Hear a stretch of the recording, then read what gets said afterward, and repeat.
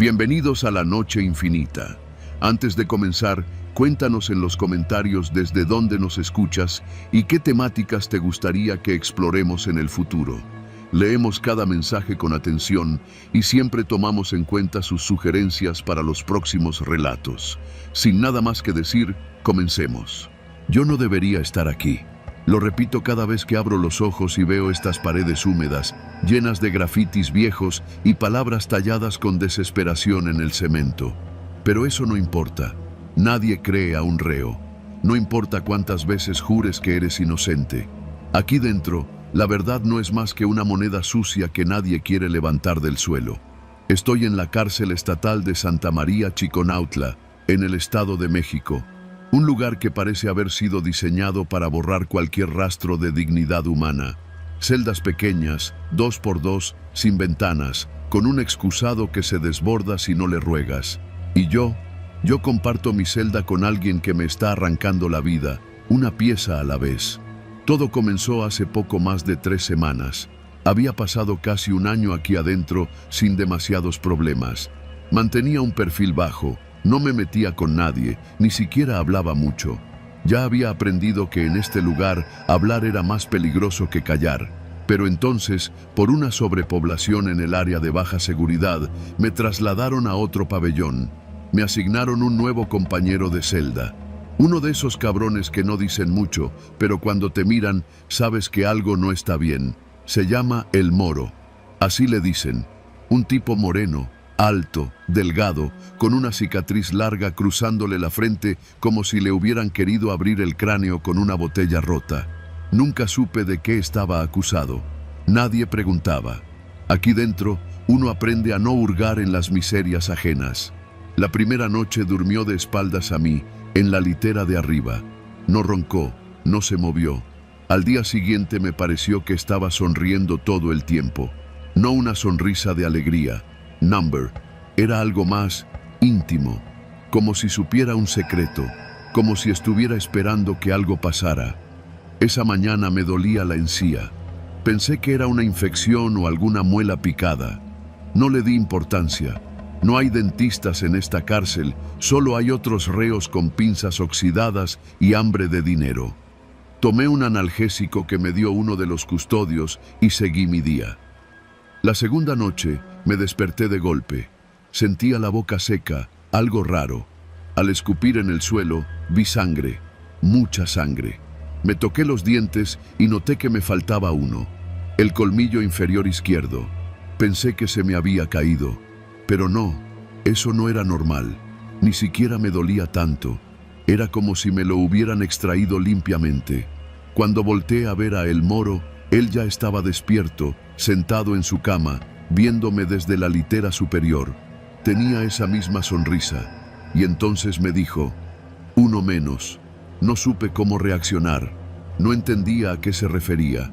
Lo miré unos segundos, sin decir nada, y él volvió a acostarse, como si no hubiera dicho nada, como si no me estuviera volviendo loco. Al día siguiente, traté de denunciarlo.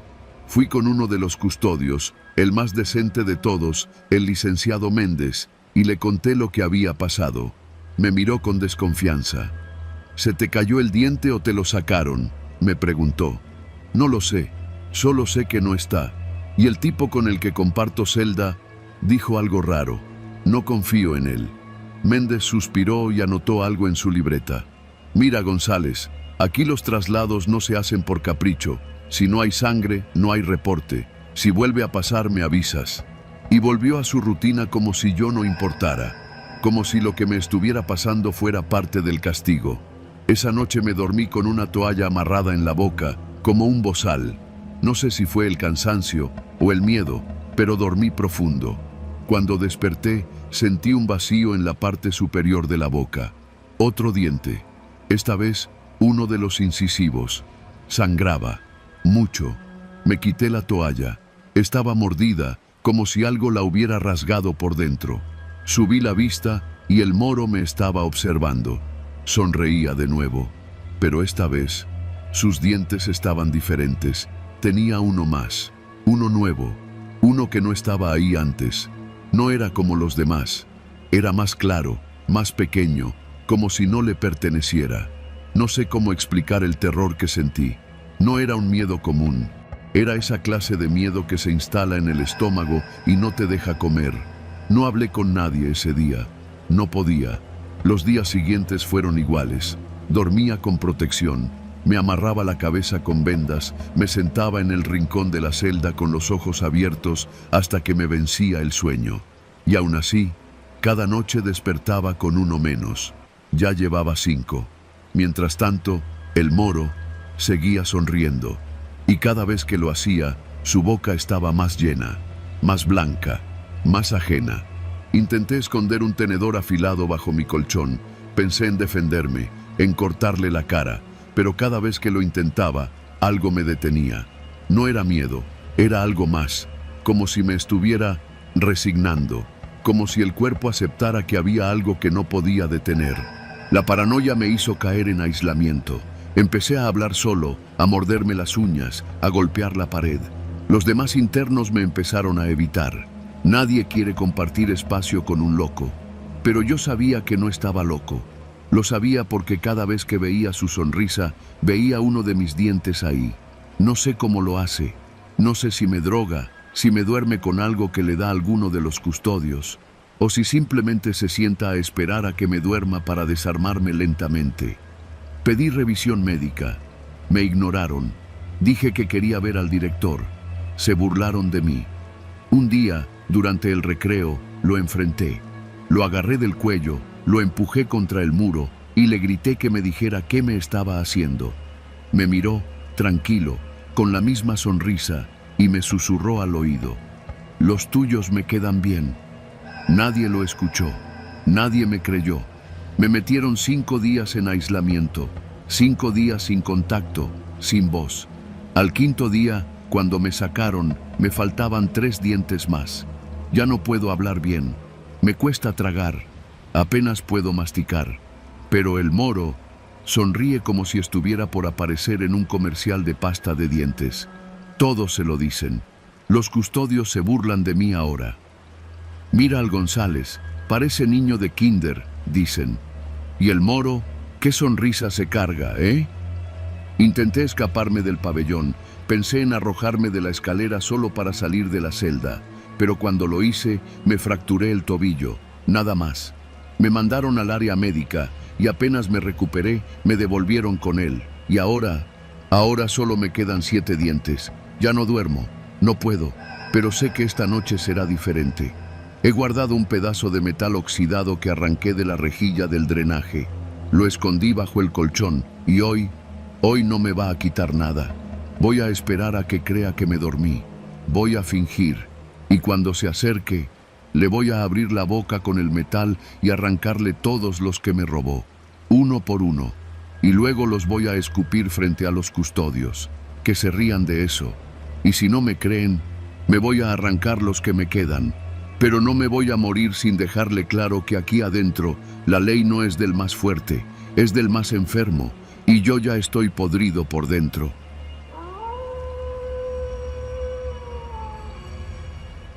Me llamo Emilio, o me llamaba, ya ni sé. Antes tenía una vida normal.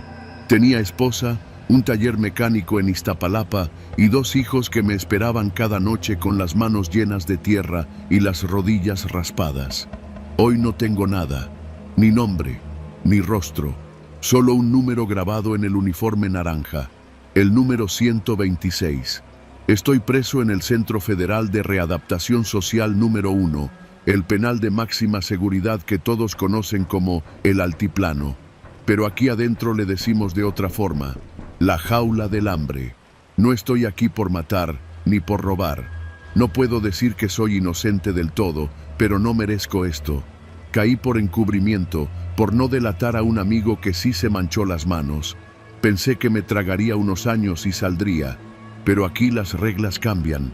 Desde el primer día supe que esto no era una cárcel común. En cuanto crucé las rejas, el comandante Ortega me miró con sus ojos de vidrio. Literal, de vidrio. Tenía uno postizo. Dicen que lo perdió en un motín en Tamaulipas. Su voz era seca, como lija. Aquí no hay derechos humanos. Aquí hay obediencia o huesos rotos. Me soltaron en el módulo Delta, el más cerrado. 4 pisos, 200 internos, celdas dobles, vigilancia por cámaras las 24 horas. No hay patio, ni recreación, ni libros. Solo un bloque de concreto donde la única distracción es ver cómo los demás se desmoronan. La comida es lo peor, no por su sabor, aunque sí sabe a cartón mojado, sino por cómo se reparte. Ortega tiene una regla extraoficial: comen los que pelean, así como lo oyes.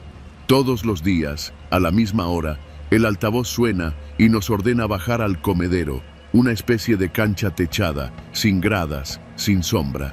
Ahí pone un solo plato por cada 2 internos. Un guiso caliente, con arroz y tortillas, pero uno solo. La condición: el que lo gana, come. El otro, desaparece. Al principio creí que era una broma macabra, pero en mi primera semana lo vi. 2 internos, uno flaco y uno con brazos como marros. Se lanzaron sin aviso. El fuerte rompió al otro como si fuera papel. Le pateó la cabeza hasta que dejó de moverse. Cuando lo venció, se sentó con calma y devoró el plato. Nadie dijo nada. Los custodios miraban desde arriba, sin intervenir. Al perdedor lo sacaron en una camilla. Nunca regresó. Le pregunté a mi compañero de celda, un tipo apodado El Topo, qué pasaba con los que perdían. Se los llevan al sótano, me dijo, sin mirarme. Nadie vuelve del sótano. Pensé en no pelear, en aguantar el hambre, pero a la segunda semana mi estómago gruñía como perro de la calle. Ya estaba viendo doble. Me tocó pelear con un gordo tatuado que tenía las uñas comidas de ansiedad. Le dije que nos podíamos turnar, que lo partíamos entre 2. Solo me miró con una sonrisa hueca. Aquí se mueren los buenos. Yo sí quiero vivir. Me lanzó el primer golpe sin aviso. No sé cómo lo hice, pero lo esquivé y le metí un rodillazo directo al estómago. Cayó como costal. No me detuve. Tenía miedo. Si me levantaba, me mataba. Le di en la cara hasta que sus manos dejaron de cubrirse. Cuando terminé, mis nudillos estaban abiertos y ensangrentados. El gordo no se movía. Yo vomité al lado del plato. No pude comer. A la siguiente vez, ya no dudé. Así empieza la transformación. Día a día, te deshaces de ti mismo. Mueres un poco cada vez que le rompes la mandíbula a un desconocido por 3 tortillas y un vaso de frijoles aguados. Pero el hambre no es lo peor. Lo peor es el juego de Ortega. Cada semana, escoge a uno de los internos y lo llama a su oficina. Nadie sabe lo que pasa adentro, solo que el que entra, cambia. Un día me tocó a mí. 2 guardias me sacaron esposado. Caminamos por pasillos que nunca había visto. Oficinas abandonadas, tubos oxidados, grafitis hechos con sangre vieja. La oficina de Ortega estaba al final de un pasillo angosto. Dentro, un escritorio, una cámara vieja y una pantalla rota. Ortega me habló mientras afilaba una navaja. 126, ¿quieres salir de aquí? Sí, comandante. ¿Cuánto estarías dispuesto a hacer por comer todos los días sin pelear? No contesté. ¿Y si te dijera que puedes escoger con quién pelear los demás? Ahí supe que el verdadero poder aquí no era sobrevivir, era controlar el hambre de los otros. Me dio un sobre. Dentro había fotos de internos, sus nombres, sus delitos. Uno de ellos había matado a una niña. Otro había traicionado a su pandilla. Uno más era un político encerrado por desfalco. Elige a uno, me dijo. Y tú ya no peleas esta semana. No sé cuánto tiempo tardé, pero al final lo hice. Escogí al que parecía más débil. Ortega sonrió, como si hubiera ganado algo. Bien, estás aprendiendo. Desde entonces, cada semana me llamaba. Cada semana elegía.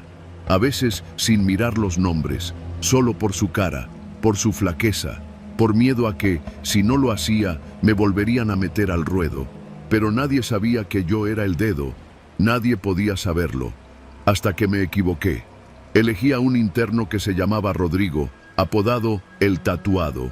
Era nuevo, delgado, callado. Lo vi una sola vez en el comedor. Me pareció débil, pero me equivoqué. Rodrigo ganó la pelea, dejó al otro hecho trizas, pero no comió. Se quedó sentado, con la comida frente a él, sin tocarla. A la noche, tocó la reja de mi celda. No sé cómo, pero estaba fuera. Me habló en voz baja. Yo sé quién eres. Temblé. Me tapé la boca para no gritar. Rodrigo no me delató, solo me dejó un aviso. El hambre te hizo perro, pero los perros también se mueren. Desde entonces, cada noche temía que viniera por mí. Empecé a no dormir, a no salir. Ortega notó mi miedo. Te estás ablandando, me dijo. Los que se ablandan, se hunden. Me asignó una pelea sorpresa, sin comida, solo por entretenimiento. Mi contrincante, Rodrigo. Ahí supe que era mi final. Nos metieron al comedor vacío, solo nosotros y 4 custodios armados. Ortega miraba desde arriba con su ojo de vidrio brillando. No había reglas, solo uno podía salir. Rodrigo no habló, solo me miró con lástima. No tienes que pelear, le dije. No tengo elección, como tú no la tuviste. Fue rápido. Rodrigo me tiró al suelo. Me golpeó sin odio, solo con la fuerza de quien quiere terminar algo. Yo no me defendí, pero no me mató. Levantó el puño y se detuvo. Me miró a los ojos. Que te quede claro, no te salvé. Solo quiero que vivas para ver cómo muere el que te hizo esto. Luego se giró, miró a Ortega y le escupió desde abajo. Eso fue suficiente. Los custodios bajaron, lo golpearon entre todos, lo arrastraron por el pasillo.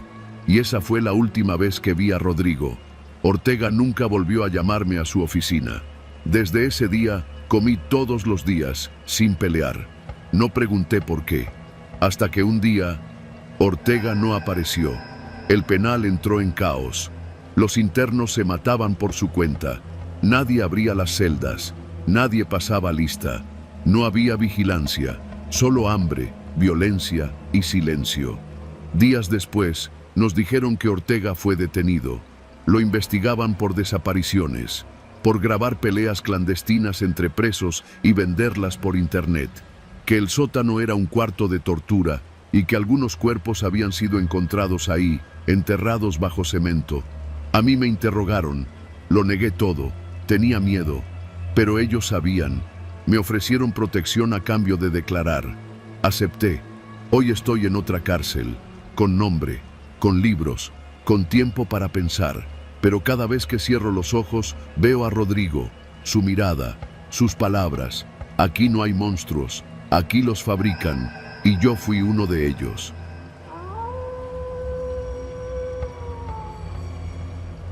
Mi nombre es Tomás y soy custodio penitenciario. Trabajo desde hace más de 10 años en el Centro de Readaptación Social número 6 en Huimanguillo, Tabasco. La cárcel está ubicada en un área semiurbana, rodeada de cañaverales, monte y un calor que parece nunca dar tregua, ni de noche. Aquí la humedad se siente como un segundo uniforme, pegajoso y constante. Los internos dicen que este es un infierno donde nunca pasa nada. Hasta que pasa. Yo siempre estuve asignado a la torre de vigilancia número 4. Desde allá se ve casi todo el patio central, los módulos de mínima y mediana seguridad y parte del perímetro trasero, ese que colinda con la maleza. Durante años creí que lo había visto todo. Peleas, intentos de fuga, motines abortados, tráfico de todo tipo. Pero la historia que te voy a contar no tiene que ver con los internos. Tiene que ver con nosotros, los que llevamos uniforme.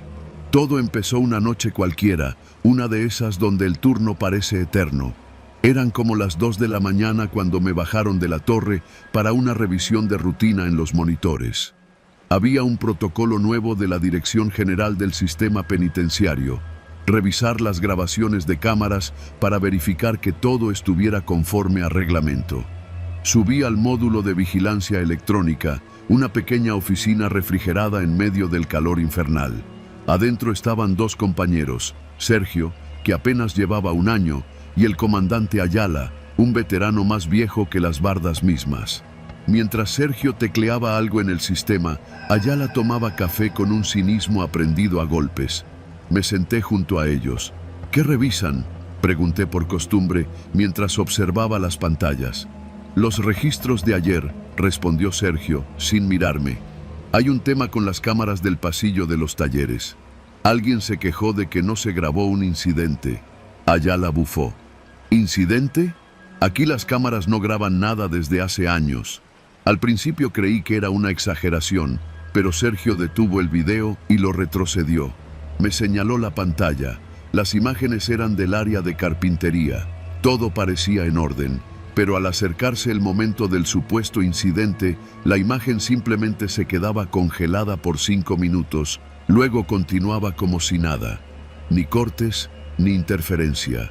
Solo una pausa, como si el tiempo se hubiera suspendido. No es la única cámara así, agregó Sergio.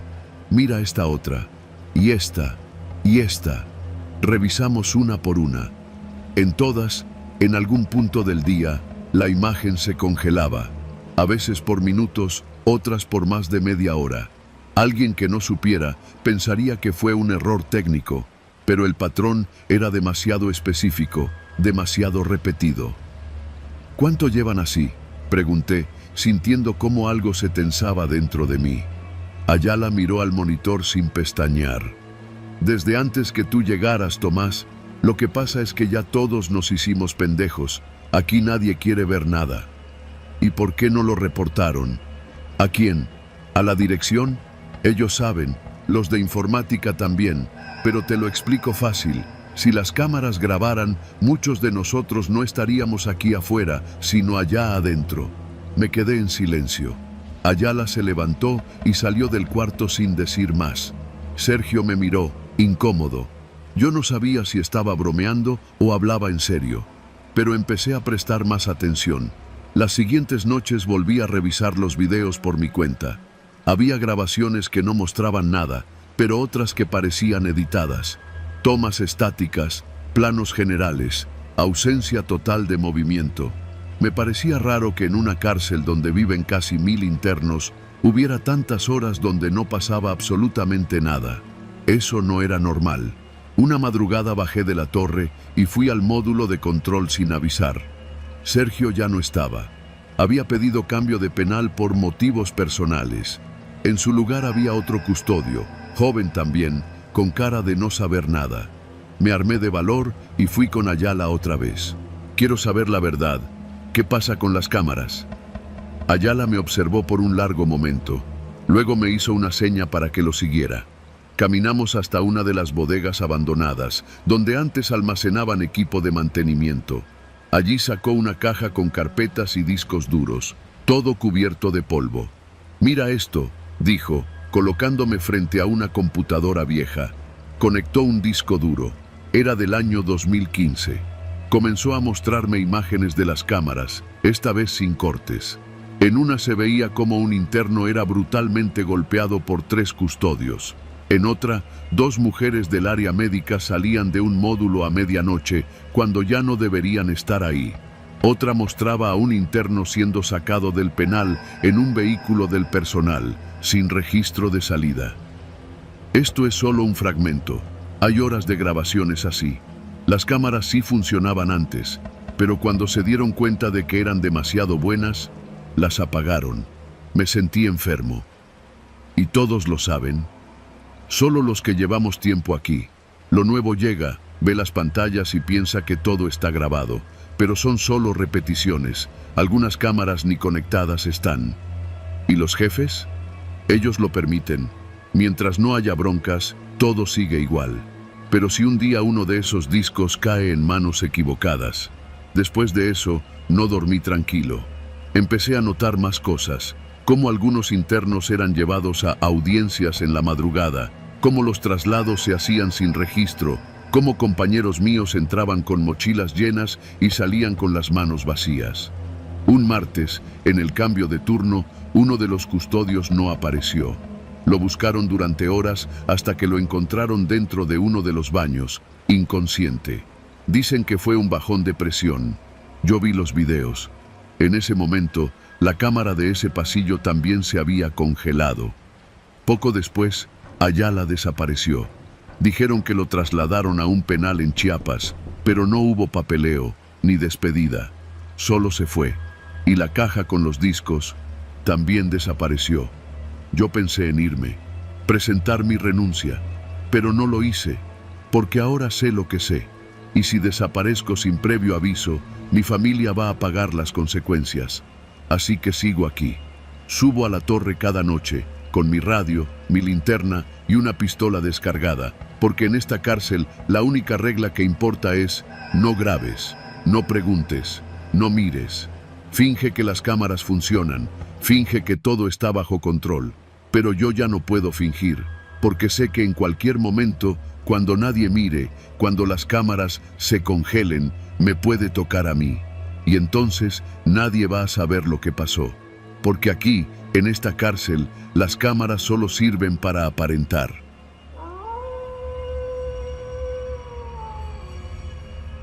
Cuando llegué al penal de mujeres de Atlacholoaya, en Morelos, todavía me dolía la muñeca del jalón con el que me subieron a la patrulla. Ni siquiera recuerdo bien el juicio, solo que fue rápido, sucio, y que terminé con una condena de 17 años por homicidio. Tenía 26. Si algo aprendí desde el primer día, fue que en la cárcel no se sobrevive esperando justicia. Aquí se sobrevive obedeciendo, callando y cosiendo. A la semana de llegar, me asignaron al taller de costura. Todas las internas pasaban por ahí en algún momento. Algunas se quedaban meses, otras años. Y algunas no salían nunca por la puerta, sino por la plancha. El taller estaba en un pabellón al fondo del penal, con ventanas altas por donde apenas se colaba el sol. Al principio creí que me tocaría coser uniformes para otros reos, pero no. Nuestro taller hacía los uniformes que usarían las nuevas internas, y cada uno llevaba bordado un nombre. Eso no me sorprendió. Lo que me heló la sangre fue notar que los nombres que bordábamos siempre eran de mujeres que, supuestamente, ya habían sido liberadas. Son las que ya cumplieron, me dijo Irma, una interna de pelo corto y ojos hundidos que llevaba casi 10 años ahí. Pero no te equivoques, aquí nadie se va sin dejar algo. Los uniformes llegaban a nosotras manchados con nombres escritos en tinta roja, casi siempre en el borde interior de la pretina o en la parte trasera del cuello. Y aunque supuestamente eran nuevas prendas, muchas tenían marcas, pequeños agujeros, hilos flojos, manchas oscuras que no se quitaban ni con cloro. Decían que eran errores de fábrica. Yo no lo creía. Ninguna costurera de ese taller lo creía. La rutina era simple pero estricta. Nos sentábamos en bancos de metal, con máquinas viejas que zumbaban como enjambres de avispas. A cada una nos asignaban 2 o 3 prendas por jornada. Bordábamos los nombres a mano, siempre en cursiva, como si fuera una firma.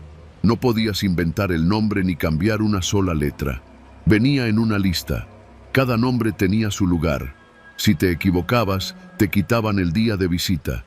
Si lo hacías 2 veces, te quitaban la cena.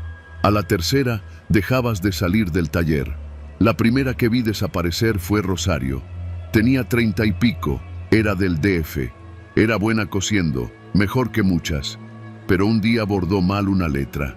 En vez de Yolanda, escribió Yolanda, con la última A en mayúscula. Lo vi con mis propios ojos. Cuando nos dimos cuenta, Irma le dijo que lo descosiera y lo hiciera otra vez. Rosario se negó. Dijo que no era para tanto. Al día siguiente no vino al taller, tampoco regresó a la celda. Dicen que la cambiaron de pabellón, pero nadie la volvió a ver. Semanas después nos tocó bordar un nuevo lote. El primer nombre de la lista era Rosario G, en tinta roja, en la misma cursiva de siempre. Las internas hablaban poco durante las jornadas. El zumbido de las máquinas, el olor a tela caliente y el polvo que se metía por la nariz creaban una especie de trance. La supervisora, una gorda sin nombre que todos llamábamos la ingeniera, nunca hablaba más de lo necesario. Solo entraba a revisar las listas, dejaba las bolsas con las nuevas prendas y recogía los paquetes terminados. Cada paquete debía ir con una hoja firmada por todas las que habían bordado. Nunca entendí por qué bordábamos los nombres de las que supuestamente salían libres. Nunca vi que nadie se llevara esos uniformes. Nadie los usaba en el penal. Nadie los pedía, pero cada semana había más. Una noche Irma me despertó en la celda. «Mira esto», me susurró. Tenía un pequeño recorte de tela en las manos. Lo había guardado del taller, escondido en su ropa. Era una etiqueta interna de uno de los uniformes que habíamos trabajado ese día. El nombre bordado era Guadalupe R. Lo raro era que el hilo estaba flojo, como si alguien lo hubiera cosido con prisas. Irma lo despegó con cuidado, y debajo, bordado con otro hilo más antiguo, estaba otro nombre: L. Rodríguez. «Cambian los nombres, no las prendas», murmuró Irma. «Las mismas piezas rotan, como si las almas que se van siguieran aquí». Me dijo que ella había estado revisando los lotes por meses, que los uniformes no eran nuevos, que algunos regresaban con las mismas marcas, los mismos dobleces, como si las mujeres que los usaron antes nunca se hubieran ido. A partir de ese día dejé de dormir bien. Empecé a notar cosas, pequeños detalles, agujas en las mesas que no estaban cuando nos íbamos, retazos de tela que no pertenecían a ninguna prenda. Una vez encontré un mechón de cabello atrapado en la bobina de mi máquina. Otra, una huella dactilar marcada con sangre seca en una tela azul marino. No le dije nada a nadie. Un martes, después de una jornada especialmente larga, salí del taller con la mente aturdida. Había bordado 4 uniformes ese día, todos con nombres distintos, pero al volver a la celda, algo me hizo revisar mis propias notas. Tenía la manía de anotar en una hoja los nombres que me tocaban para no repetir errores. Esa noche los repasé con atención, y ahí estaban, los mismos nombres, en el mismo orden que había bordado 3 semanas antes. Lo confirmé. Guardaba las hojas, las comparé. Era imposible, pero ahí estaban. «Nos están haciendo repetirlos», le dije a Irma, mostrando las hojas. Ella me miró con una mezcla de miedo y resignación. «No son nombres, son advertencias», susurró. Al día siguiente, Irma no volvió. Pregunté por ella. Nadie dijo nada, ni en el pabellón, ni en el comedor, ni en el taller. La ingeniera no hizo comentario alguno, simplemente dejó el nuevo lote, más grande que nunca. 30 uniformes, 10 para cada una de nosotras. El primer nombre de la lista era Irma S. Esa noche me encerraron en la celda sola. A medianoche, escuché la máquina de coser del taller funcionando. No era una alucinación. El zumbido se colaba por las paredes como si alguien la estuviera usando a toda velocidad. Me tapé los oídos. No ayudó. La siguiente semana, una nueva interna fue asignada al taller. Se llamaba Dulce. Tenía 19 años. No hablaba mucho. Yo tampoco. Ya no tenía nada que decir. Un día, mientras revisaba su primer uniforme, Dulce me preguntó: «¿Por qué los nombres están escritos así, como si fueran firmas?». Yo no respondí. En el fondo, ya lo sabía. Porque no bordábamos para las que salían. Bordábamos para las que se quedaban, para las que habían desaparecido. Para las que, como Irma, como Rosario, como yo, entendían que en ese lugar no hay libertad. Solo nombres que regresan. Uniformes que repiten su historia. Ahora, cada que termino de bordar un nombre, me detengo un momento antes de firmar la hoja. Me fijo si el uniforme tiene alguna marca, un doblez, una mancha, una costura extraña. Y cuando creo que estoy a punto de volverme loca, me acuerdo de algo que Irma me dijo antes de desaparecer. La cárcel no es para las que se equivocan, es para las que no pueden callarse. Así que sigo bordando, cada nombre, cada hilo, esperando que el mío no regrese nunca, porque cuando eso pase, significará que ya no estoy, o peor aún, que nunca me fui.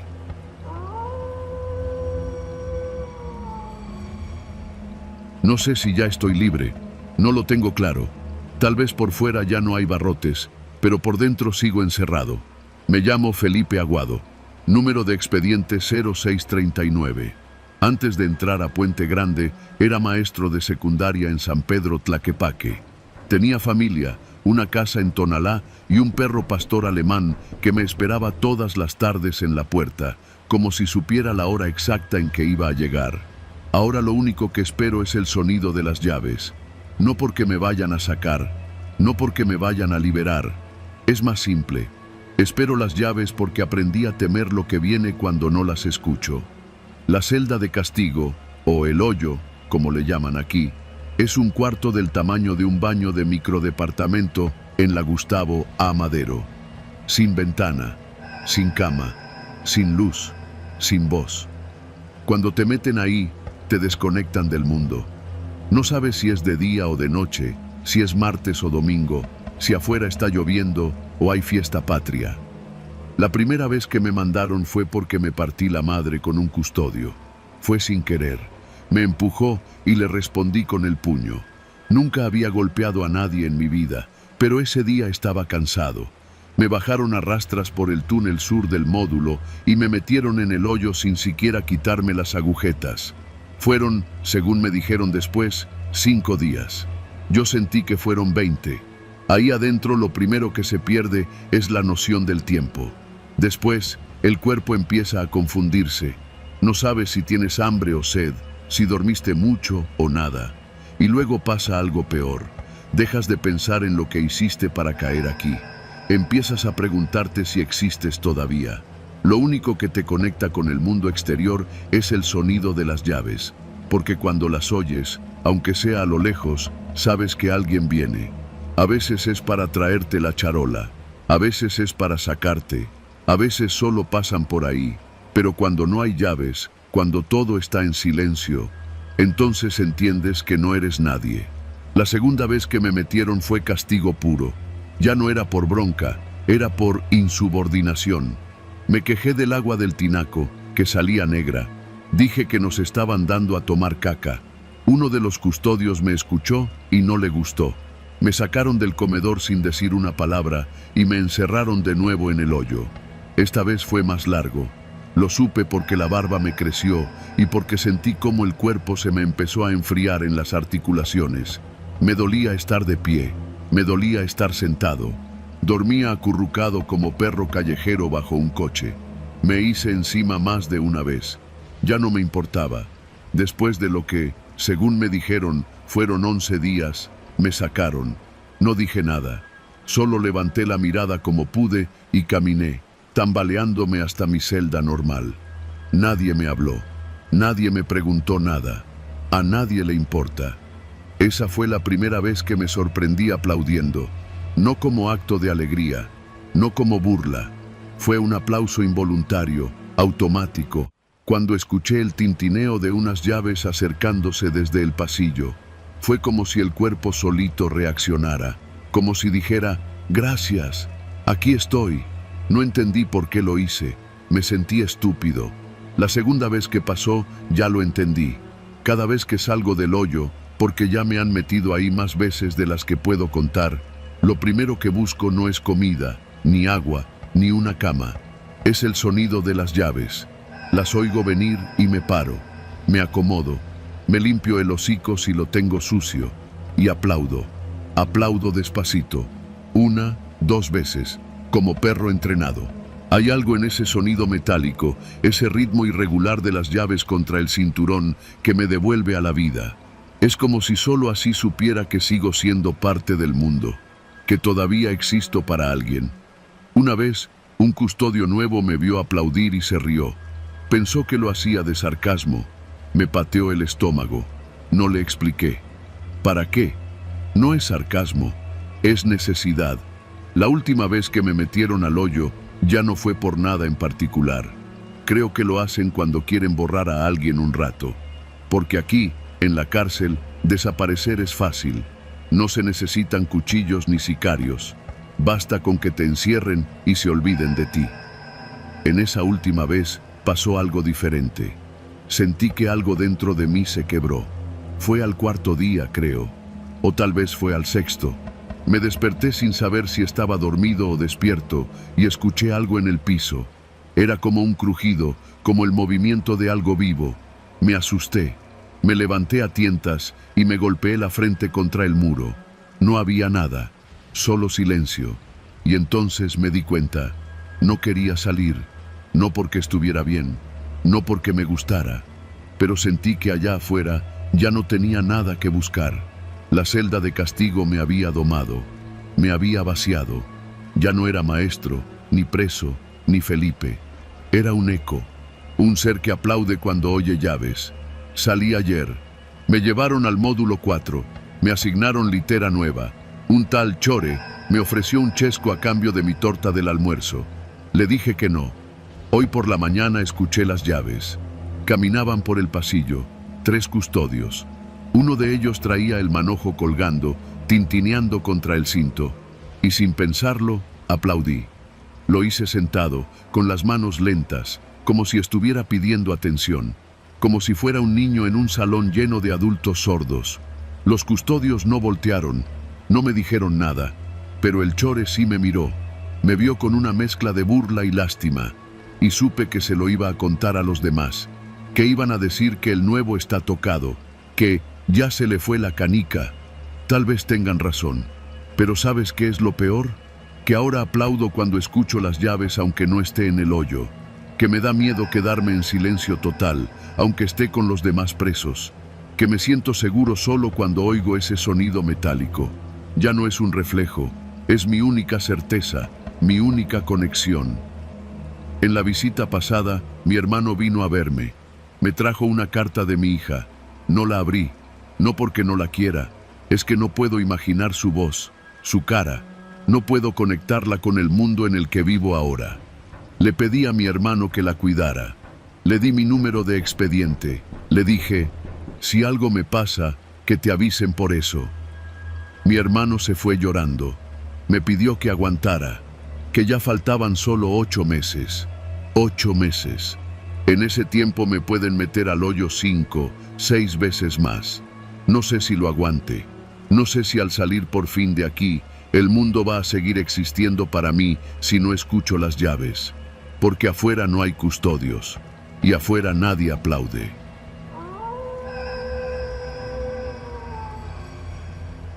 Me llamo Jonathan. Fui interno en el reclusorio Varonil Oriente durante 2 años y 7 meses. Hoy estoy libre, si se le puede llamar libertad a esto que vivo ahora. La gente allá afuera cree que las cárceles mexicanas son como en las películas gringas: violencia, pandillas, drogas. Y sí, claro que hay de eso, pero nadie te prepara para lo otro, para el silencio, para lo que se arrastra detrás del concreto, para lo que baja por las tuberías. Mi celda estaba en el módulo C, 2º piso.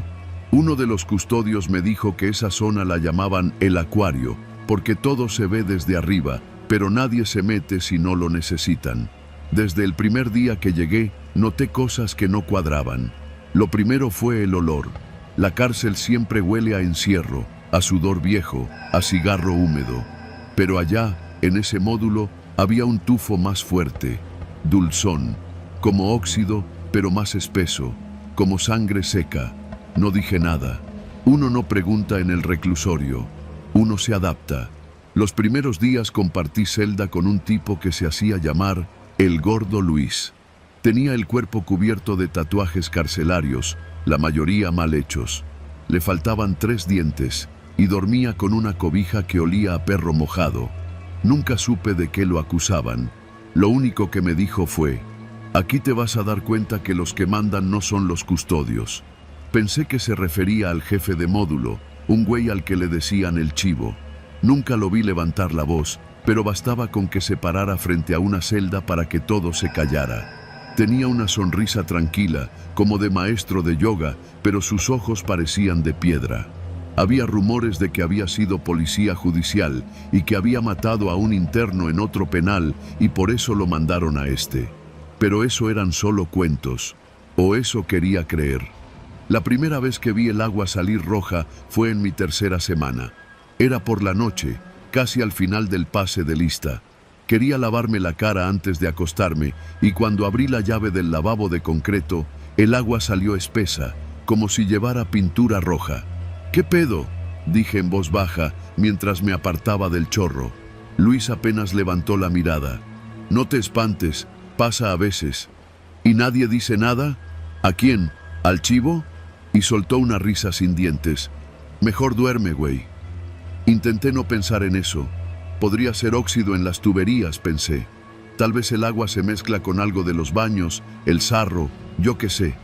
Pero me fijé que cada vez que el agua salía así, porque volvió a pasar varias veces, nadie lo comentaba, ni los custodios, ni los internos.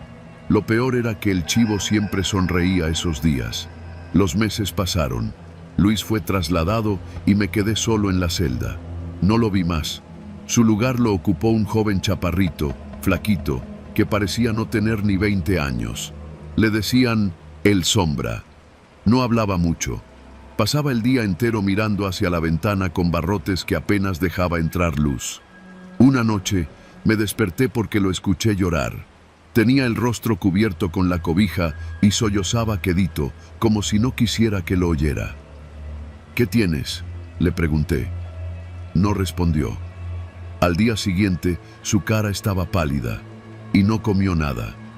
Los domingos teníamos derecho a baño, agua fría, unos minutos. Era más humillación que higiene. Pero una vez al mes dejaban llenar unos tambos en el patio chico del módulo para que nos laváramos a gusto. Ese día estábamos varios formados. El primero en abrir la llave fue un tipo apodado el Güero Chávez. Abrió el grifo y lo que salió no fue agua. Fue un líquido espeso, rojizo, con olor a fierro viejo. Nadie dijo nada. Nadie. Yo no podía creerlo. El güero se quedó viendo el chorro unos segundos, luego se apartó. Y así, uno a uno, todos llenaron sus cubetas con eso. Nadie protestó, nadie preguntó. Cuando me tocó a mí, abrí la llave con la esperanza de que saliera agua normal. Pero no, esa cosa roja siguió fluyendo. Y el chivo, desde su banquita de cemento, sonreía. Esa noche no pude dormir. Me la pasé dando vueltas en la litera mientras el Sombra se tapaba hasta la cabeza. A medianoche empecé a oír el goteo. Era diferente al de siempre, más denso, como si lo que cayera no fuera líquido. Me levanté y me acerqué al lavabo. Una gota gruesa se desprendió del grifo y cayó en el fondo del concreto. Era roja, pero no era agua. Me incliné para olerla. No sé cómo describirlo. Era como si hubieran hervido carne y luego hubieran dejado esa agua a pudrirse con óxido. Ese olor se me quedó en la nariz. Lo tengo todavía. No se va. Me lavé las manos con jabón, intentando ignorar la gota, pero entonces el Sombra se incorporó en la litera, con los ojos muy abiertos. «No la mires», me dijo. «¿Qué?» «No la mires cuando cae. No lo hagas». «¿La qué?» «Lo que baja por la tubería», susurró. «A veces trae partes». Tragué saliva. «¿Partes?» El Sombra se tapó la cabeza de nuevo. No dijo más. A la mañana siguiente, uno de los internos de la celda 33 no se presentó al desayuno. Lo encontraron colgado del tubo del baño. Según dijeron, se había suicidado. Nadie lloró, nadie rezó. Solo sacaron el cuerpo y encerraron a su compañero en la celda sin decir una palabra. Y esa noche, el agua volvió a salir roja. El chivo sonreía más que nunca. Pasó el tiempo. Yo ya no podía más. No dormía, no comía bien. Empecé a escribir lo que veía en los envoltorios de las sopas instantáneas, en hojas de papel de baño, en cualquier pedazo de cartón que me encontraba. Nadie me creía. Nadie quería hablar del tema. Era como si todos estuviéramos fingiendo. Una madrugada, escuché gritos. Salí al pasillo, mirando por las rendijas. 2 custodios arrastraban a un interno. Tenía la cara golpeada y lloraba. Decía cosas que no entendía. El chivo caminaba detrás de ellos, tranquilo, con una linterna apagada en la mano. Lo llevaron al área de castigo. Esa misma noche, cuando abrí el grifo, salió algo más que agua roja. Salió un diente humano. Se atoró en el colador de metal. Me quedé paralizado. Lo toqué. Era real. Lo lancé al retrete y no dije nada. Pero mis manos no dejaron de temblar hasta el amanecer. Cuando faltaban 3 semanas para que saliera libre, el Sombra desapareció. Literal. Una mañana desperté y su cama estaba vacía. Sin cobija, sin huellas, nadie lo mencionó. Como si nunca hubiera estado allí. Yo sabía que no había sido trasladado porque no había registro, solo lo habían borrado. Esa noche, el agua del lavabo salió limpia por primera vez en meses. Y el chivo no sonreía, tenía la cara seria, hasta nerviosa. Salí del reclusorio un martes, justo después de las 9 de la mañana. Me dieron mis pertenencias, una cartera vacía, una playera que ya no me quedaba y una hoja donde decía que mi deuda con la justicia había sido saldada. Lo primero que hice fue buscar trabajo. Lo segundo, mudarme a otro estado. Pero todavía, a veces, al abrir la llave del agua en las madrugadas, huele a fierro. Y cuando eso pasa, no miro, no pregunto, porque aprendí que lo más peligroso no es lo que te hacen en la cárcel, sino lo que la cárcel deja dentro de ti, y que hay cosas que bajan por las tuberías que nunca debieron haber subido.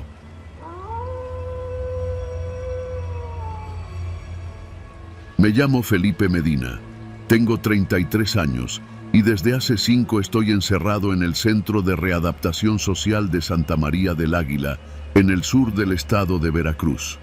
Fui sentenciado por secuestro, aunque nunca se comprobó nada. Nunca hubo rescate, nunca hubo pruebas claras. Pero no vine a justificarme. Solo quiero contar algo que no me atrevería a decir en voz alta, algo que estoy seguro me costaría la vida si se enteran que lo estoy escribiendo. Pero si alguien encuentra esto, quiero que sepa que lo que pasa aquí es real. Este penal no es como los que salen en los documentales de la tele. Aquí no hay talleres, no hay actividades de reinserción, ni siquiera hay una biblioteca como dicen que debe haber. Aquí los libros solo entran si los traen de visita. Y aún así, hay uno en especial que todos terminamos leyendo, aunque nadie lo ve. Un libro que no está hecho de papel, sino de rumores, palabras, advertencias. Un libro oral, invisible, que pasa de boca en boca, de celda en celda, y que, al igual que nosotros, nunca sale de aquí. En ese libro está escrita la única regla que nadie se atreve a romper. No sueñes con libertad. Yo también me reí la primera vez que lo escuché. Fue el día que me pasaron al pasillo de celda 7. Todos los internos se burlaban de un recién llegado que gritaba en sueños. Decía cosas como, ya casi salgo, voy a ver a mis hijos, no puedo esperar a abrazarla otra vez. No duró mucho. A la semana lo sacaron a rastras con un pedazo de cobija enredado al cuello. Dijeron que se ahorcó, que no aguantó la presión, pero un viejo del módulo, un tipo apodado El Sombra, que tenía la piel curtida y los dedos llenos de cicatrices, me dijo otra cosa mientras fregábamos juntos el pasillo. Ese cabrón soñaba con libertad todas las noches, hasta lo gritaba, y cada vez que lo hacía, su sentencia crecía. Yo lo vi en su expediente. El primer día tenía 12 años. Cuando murió ya llevaba 15 y medio. Yo no le creí. ¿Cómo va a aumentar una condena por algo que sueñas? El Sombra me miró con una mezcla de burla y lástima. Tú no sabes dónde estás, chavo. Aquí no hay jueces ni abogados. Aquí todo lo decide el sistema.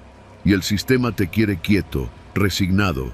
Si empiezas a soñar, a ilusionarte, a querer salir, el sistema te castiga. Pensé que era solo una metáfora, una forma rara de decir que la cárcel te mata la esperanza. Pero lo que viví en los siguientes años me hizo cambiar de opinión. Los sueños son el único lugar donde somos libres.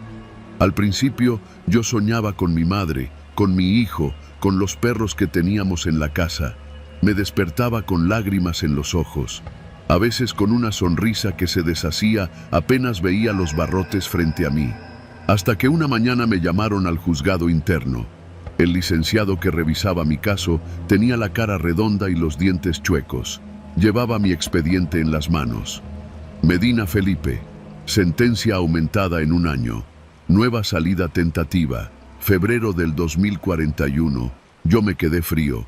¿Cómo que aumentada? Si no he hecho nada, no he tenido faltas, no he peleado, estoy en el programa de buena conducta. El licenciado solo me miró con ese desdén cansado de burócrata eterno. No tengo los detalles, solo la orden. Firma aquí, por favor. Ahí fue cuando me acordé de lo que dijo el Sombra. Esa noche no pude dormir. La paranoia me invadió. ¿Cómo carajos alguien podía saber lo que soñaba? ¿Había micrófonos, cámaras ocultas? ¿Alguien me vigilaba mientras dormía? Le pregunté a todos. A los custodios, a los internos, hasta al psiquiatra del penal. Todos se reían o se hacían pendejos, pero después el sombra se me acercó y me habló bajito, como si el aire mismo nos pudiera delatar.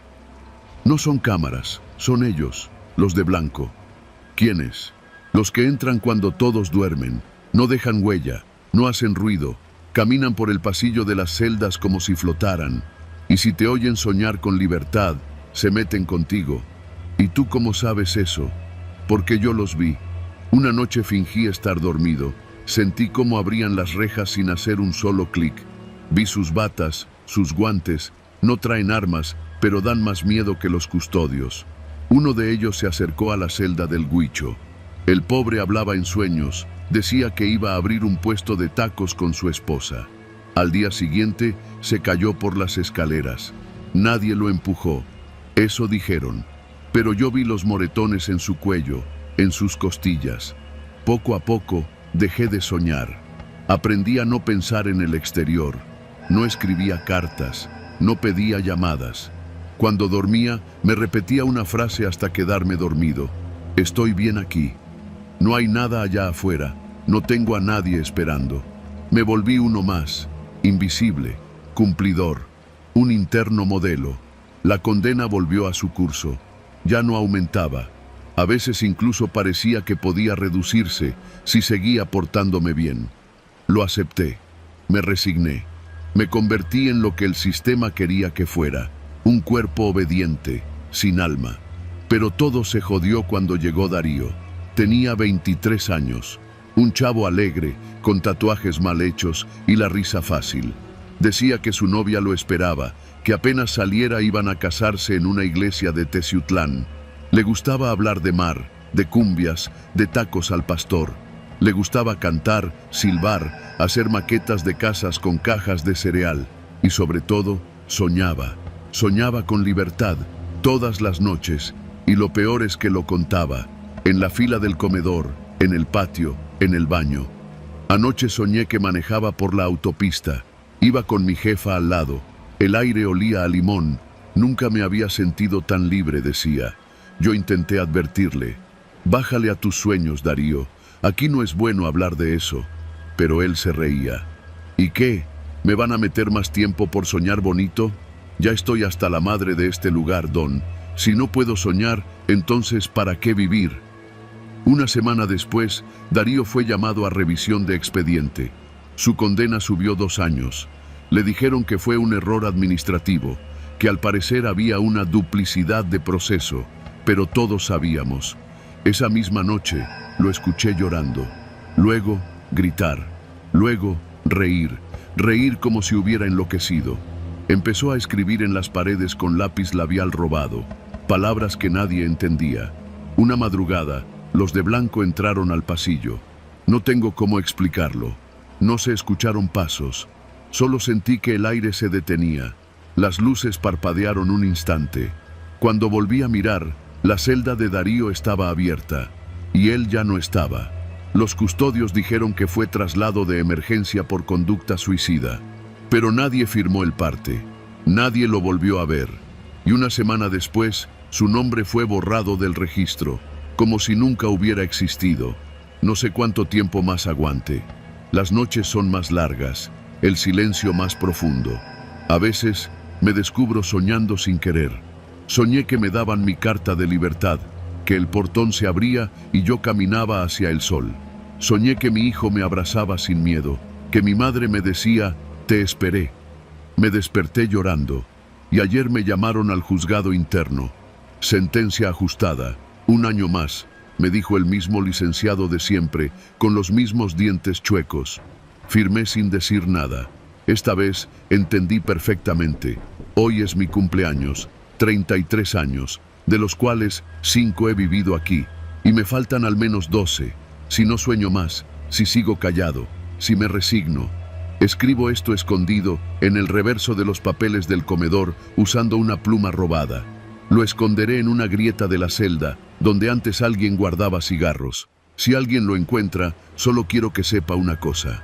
Aquí, En esta cárcel, el peor crimen es la esperanza. No sueñes con salir, no sueñes con libertad, porque si lo haces, te quitan lo único que te queda, el tiempo. Y eso, aquí, es lo único que realmente nos pertenece.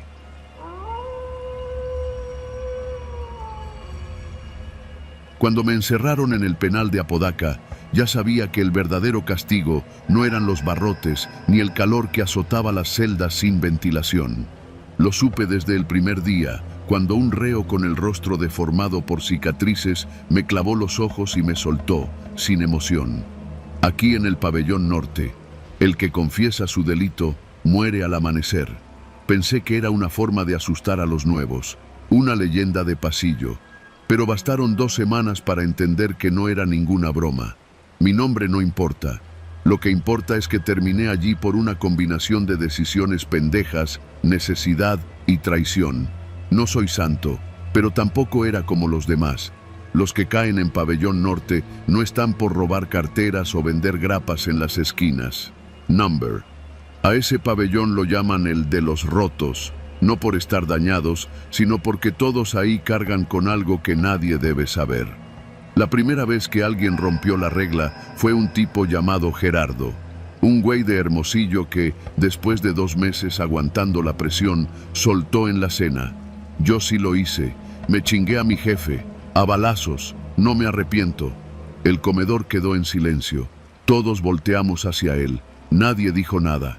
Solo se escuchó el tintinear de las cucharas sobre las bandejas metálicas. A la mañana siguiente, Gerardo apareció colgado en el baño del módulo 3, con una sábana anudada al cuello y una palabra escrita con sangre en la pared. Confesó. Los custodios dijeron que se había suicidado, pero todos sabíamos que no. Desde entonces, nadie hablaba de su caso, ni siquiera los nuevos preguntaban. Bastaba con que alguien lo mirara con cierta intención para que supiera, cállate o amaneces frío. Yo llevaba 3 meses sobreviviendo. Era callado, respetuoso. Aprendí a moverme sin hacer ruido, a decir lo justo, a no mirar más de la cuenta. Pero hay cosas que uno no puede esconder para siempre. Todo empezó a joderse el día que llegó Edgar el Rulas, un cabrón chaparro, con cara de niño y alma podrida. Desde que entró al pabellón, traía la lengua suelta. Se la pasaba burlándose de todos, como si no supiera las reglas. Pero lo que nos preocupaba no era su actitud, sino lo que decía en sueños. Sí, el Rulas hablaba dormido. Las primeras noches lo ignoramos. Pensamos que eran puras pendejadas, que hablaba del barrio, de su mamá, de tacos. Pero una madrugada, el Piti, un güey que compartía celda con él, se despertó pálido, con los ojos como platos, y nos lo dijo en voz baja. Anoche, el Rulas dijo que quemó vivos a 2 chavitos en un terreno baldío. Nadie reaccionó, pero todos lo escuchamos. El aire se volvió denso, pesado, y entonces alguien preguntó, ¿eso cuenta como confesión? No hubo respuesta, pero esa noche, el Piti pidió cambiarse de celda. Los custodios lo negaron. El Rulas seguía durmiendo como si nada. Al 4.º día, el Rulas se cayó, como si algo o alguien le hubiera avisado. Ya no hablaba dormido, ni despierto. Se volvió más serio, más reservado. Pero ya era tarde. Todos sabíamos lo que había dicho. Y eso, en Pabellón Norte, es sentencia de muerte. La noche que lo mataron, hubo silencio absoluto. Ni gritos, ni alboroto. Solo al día siguiente, cuando pasaron lista, lo encontraron con la boca llena de ceniza, como si alguien le hubiera metido carbón ardiendo mientras aún respiraba. En el piso, junto a su cuerpo, alguien escribió con un gis: la lengua lo enterró. Después de eso, yo ya no dormía bien. Soñaba con lo que hice, con lo que escondía. Sentía que la culpa me respiraba en la nuca, como un perro rabioso esperando a que flaqueara. Y lo peor es que yo no había sido. Me encerraron por algo que no hice. Me cargaron un delito que le pertenecía a otro. Pero aquí, la verdad no sirve de nada. Aquí, si dices lo que sabes, te entierran con eso. Un día, el jefe de módulo, el Cholo Reyes, me llamó a su celda. Me senté frente a él, tratando de no mostrar nervios. Encendió un cigarro, me ofreció uno. Lo rechacé. Dicen que tú no hiciste lo que te achacan, dijo, sin rodeos. Me quedé mudo. Pensé en negarlo, en decir que no sabía de qué hablaba, pero él sonrió como si ya supiera la respuesta. Te tengo una propuesta, carnal. Dime quién lo hizo y yo te saco de aquí. Mi corazón se fue al suelo. Reyes era uno de los pocos que tenían influencias dentro y fuera. Si él decía que podía mover cosas, era verdad. Pero también era verdad que si yo confesaba, aunque fuera para inculpar a otro, era como dispararme en la cabeza. Piénsalo, tienes hasta mañana, me dijo, apagando el cigarro con el pulgar, como si el dolor no le importara. Esa noche me costó respirar. El calor era insoportable, pero no me quitaba la sudadera. Me temblaban las piernas. Sabía que si decía algo, me mataban. Pero si no decía nada, me pudriría ahí dentro. Pensé en mi madre, en los años que le robé con mi silencio, en la vida que me arrebataron por no tener dinero para un buen abogado, en el verdadero culpable, viviendo libre en algún barrio de Monterrey. Pero también pensé en Gerardo, en el Rulas, en todos los que se confiaron. Al día siguiente fui a buscar al Cholo Reyes. Lo encontré jugando dominó con dos de sus lacayos. Me miró con cara de fastidio. ¿Y entonces?, preguntó, sin levantar la vista de las fichas. No puedo, le dije, sin tartamudear. Prefiero tragar mierda aquí dentro que amanecer con un alambre en el cuello. El silencio que siguió duró una eternidad. Luego soltó una carcajada seca, sin alegría. Bien, tienes huevos. Eso no se ve mucho por aquí. Me dio una palmada en el hombro y volvió a su juego. Nunca volvió a tocar el tema. Pero después de eso, las cosas cambiaron para mí. Los otros reos me miraban distinto, como si me hubieran medido y encontrado digno. Ya no me jodían. Me ofrecían comida, respeto, pertenecía. Pero el miedo nunca se fue. Dormía con un ojo abierto por si alguien malinterpretaba una palabra, un suspiro, un sueño. Aprendí a no hablar de mi caso, a fingir que sí lo hice. Aquí, la culpa te protege. Pasaron los años. Salí con buena conducta, porque afuera nadie sabía que aquí adentro hay reglas más fuertes que las leyes del país. Ahora vivo en un cuartito en Guadalupe. Trabajo en un taller mecánico. No tengo redes sociales, ni amigos. Solo mi madre, que aún me pregunta qué fue lo que pasó de verdad. Y yo solo bajo la mirada y le digo lo que aprendí en Pabellón Norte. Hay cosas que es mejor no confesar, aunque sean verdad.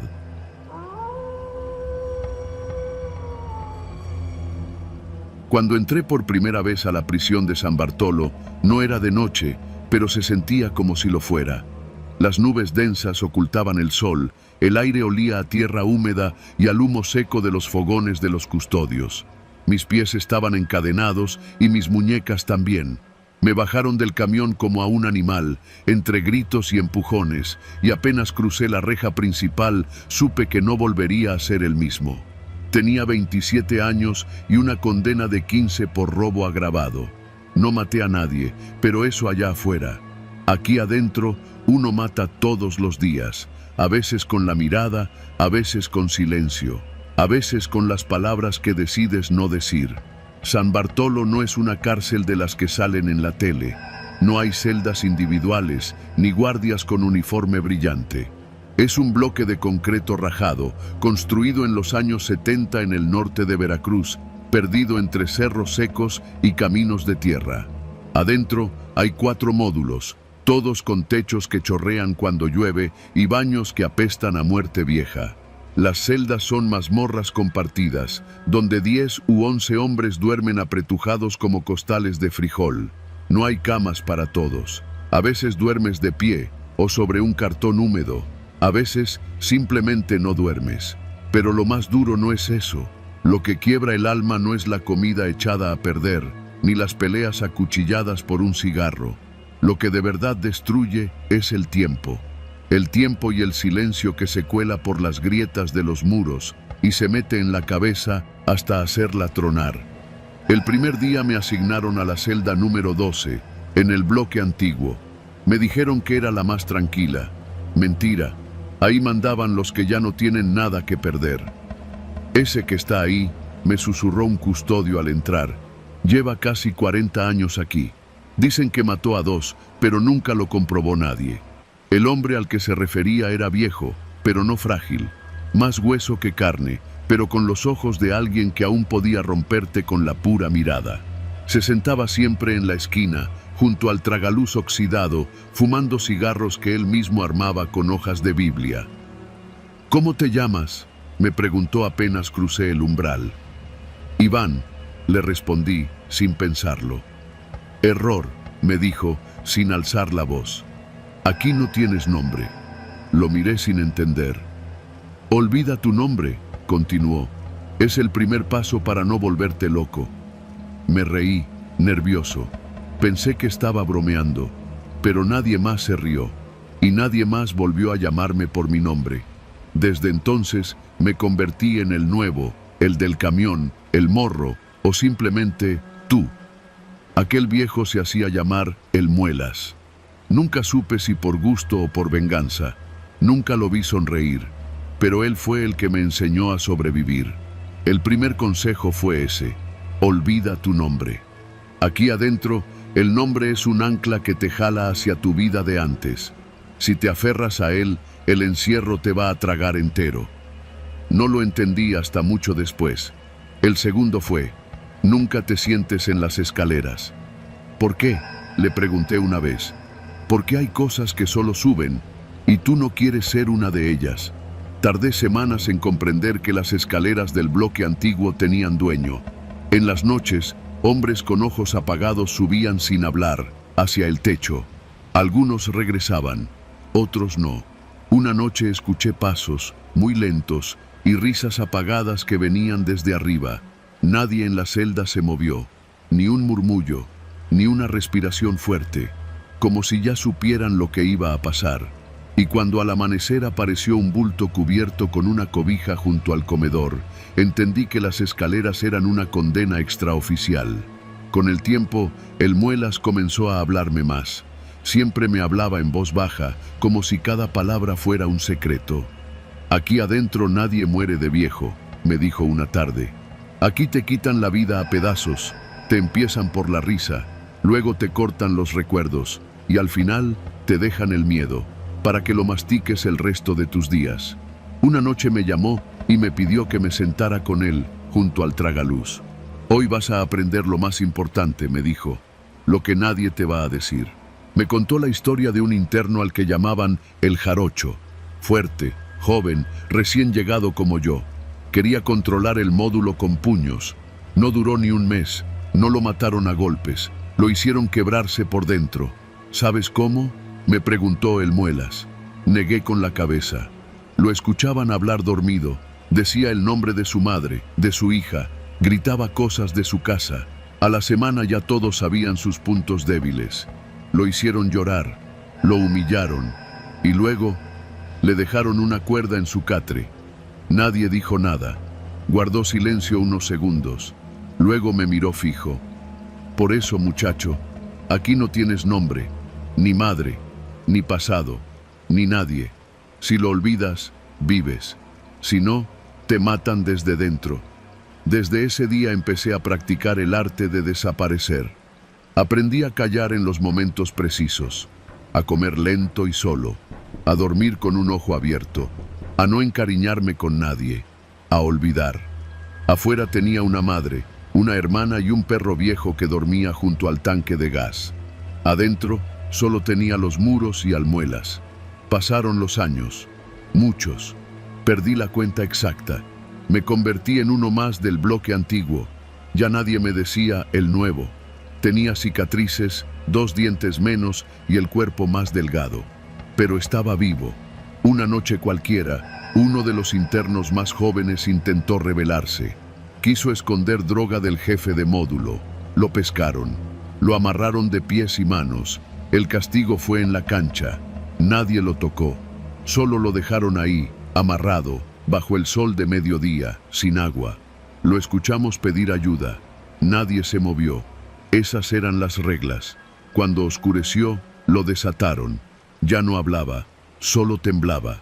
Al día siguiente pidió el traslado a aislamiento. No volvió. Un par de semanas después, el Muelas me dijo algo que me marcó para siempre. «Te tengo una última lección», dijo. «¿Cuál?», pregunté. «Sobrevivir no es lo mismo que vivir. Aquí todos aprendemos a sobrevivir, pero solo unos pocos, como tú y yo, aprendemos a no perder la cabeza». «¿Y cómo se hace eso?». Me miró con sus ojos secos.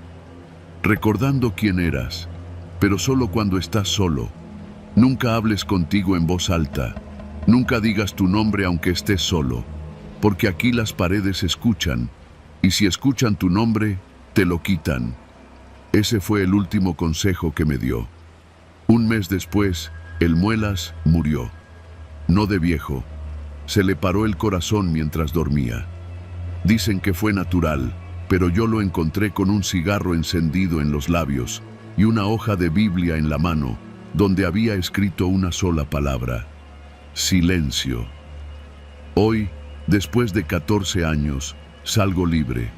No sé si estoy preparado, no sé si tengo a dónde ir. Mi madre debe haber muerto ya. Mi hermana quizá cambió de apellido. Mi perro, seguro también. La reja se abre frente a mí. Camino hacia la salida. El guardia me pregunta: ¿nombre completo? Lo pienso un segundo y respondo: nadie. Y cruzo la puerta sin mirar atrás.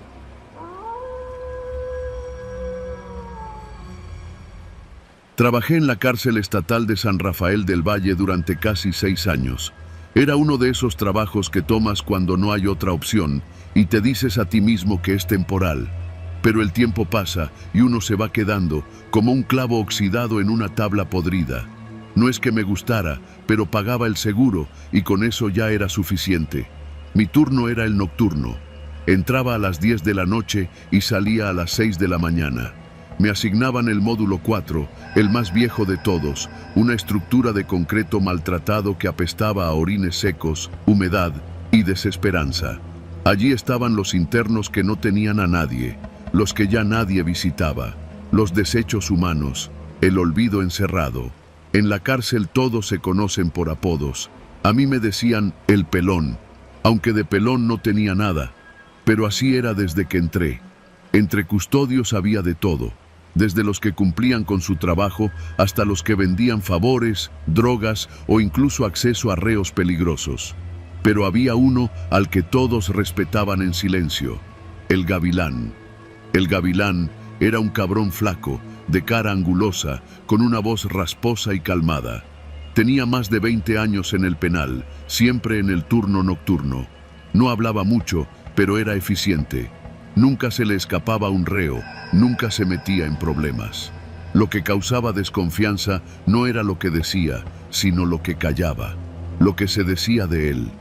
En San Rafael del Valle circulaban rumores, que el Gavilán tenía tratos con ciertos internos, que hacía trabajos sucios, que había hecho desaparecer a varios reos que, de la noche a la mañana, dejaron de existir. Pero nada comprobado, ninguna denuncia. Solo historias contadas a media voz en el comedor del personal, con la tele encendida de fondo para que las paredes no escucharan.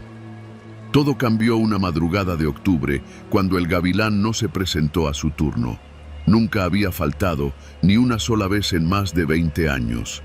Ni por enfermedad, ni por vacaciones. Era como un mal espíritu que aparecía a las 10 en punto, con su linterna colgando del cinto y sus botas relucientes. Aquella noche lo reemplazó el comandante Saldaña, un tipo regordete y nervioso. No confiaba en nadie y se la pasaba revisando las cámaras como si esperara que algo estallara. Me asignaron el casillero del Gavilán para dejar mis cosas, lo cual me incomodó desde el principio.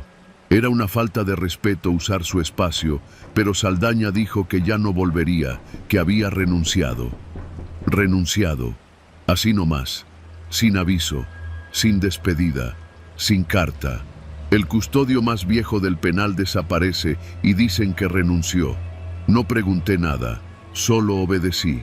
Esa noche recorrí los pasillos del módulo 4 como de costumbre. Pero algo estaba distinto. Los internos estaban callados, como si algo les hubiera cortado la lengua. Ni siquiera los gritos del chaparro se escuchaban, ese loco que solía cantar corridos a las 3 de la mañana. Nada. Solo silencio y la resonancia de mis botas en el concreto. Pasadas las 3, regresé a la caseta de vigilancia a tomar un café instantáneo. Busqué en el casillero del Gavilán por curiosidad, pero la puerta estaba cerrada con llave. Pensé en forzarla, pero no me atreví.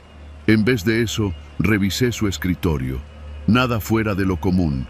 Un cuaderno viejo con anotaciones sin importancia y una hoja amarillenta con la lista de los internos del módulo 4, escrita a mano. Pero al final de la lista había algo raro.